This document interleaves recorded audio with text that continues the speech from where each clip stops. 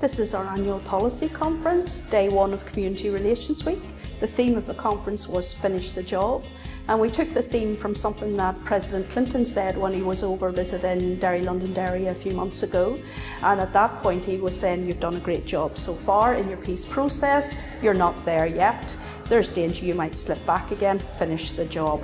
And he asked us to finish the job from our own point of view, in our own interests, but also from the point of view of those who are dealing with conflict across the world, and the responsibility that is on us to think about their interests as well, because people look to Northern Ireland as a story of hope in peace building terms. So we're here today to look at the issues involved in finishing our peace process and continuing on the good work that was done when the Good Friday Agreement was first signed.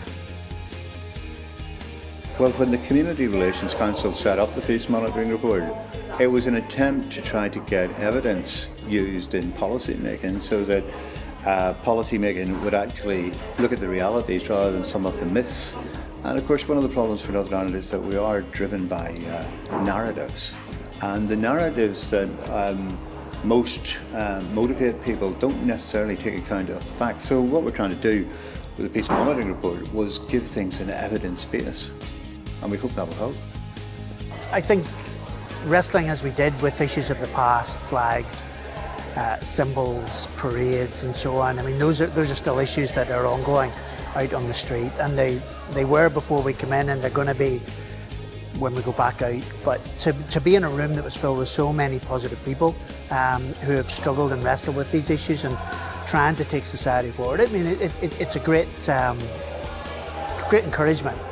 It's an opportunity, supposed to have batteries recharged. If not answers to the problems, then some of the problems and the questions around I think were clarified this morning. And yeah, I think it was a very positive experience.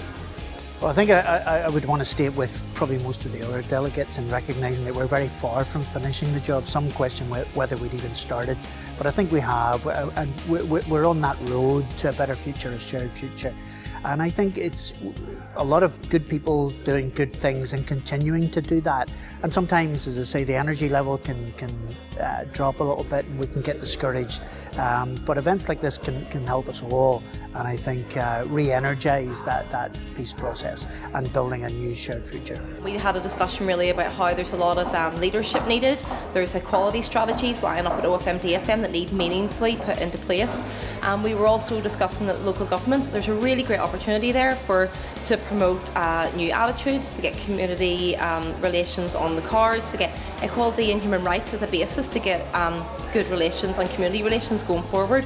So we think there's lots of positive things that are coming up, but it really needs leadership to put that into practice. I really do think that we need to make an all-out effort. I mean, I think Clinton's statement about finishing the job needs to happen, but I think the politicians also need to grasp this painful nettle of dealing with the past. And I think unless we do that, I think we're constantly going to go back, be it parades, be it flags, be it victims, whatever.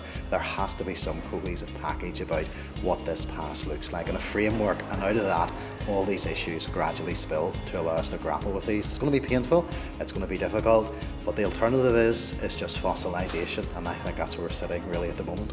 We had a whole range of people from the community and voluntary sector here. We also had a group of young people supported through Youth Action who came along to take part in the discussion as well. And then yes, we had our politicians here too. And I think that's how peace processes are made. It takes civil society, voluntary and community groups, our young people, our older people and our politicians as well. All of us have a part to play in making the change.